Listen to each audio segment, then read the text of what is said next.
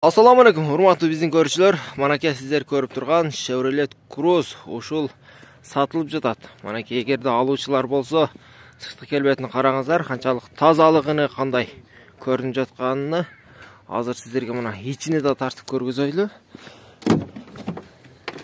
Манакей, охо, караңыздар. Бунун тазалыгыны бүт электропакет, бүт баары иштейт экен. Манакей бирок коробкасы механика, манакей кожаный салон, бүт баары иштейт. Таптаза болгон, эч кандай бир чириген же болбосо удар жеген жерлери жок экен. Манакей жылы 2014. Бунун объему 1.6 кеңешке. Объему 1.6. Манакей. Бунун акчасын айтыңа эми кеңешке канча кылып бересиз буну? 600 миң кеми бар, а? Сүйлөшөбүз дейт, манакей. Сен каналыңдан болсо дагы сүйлөшөбүз. Манакей. Кыска кабардан десеңиздер дагы түшү берет экен, манакей.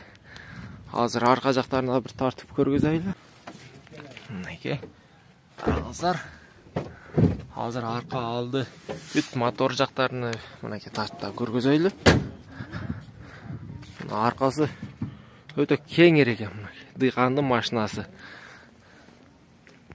Манакей бул жакта запаскалары да бар экен, манакей эч кандай бир казандардан чириген же урулган жерлери жок.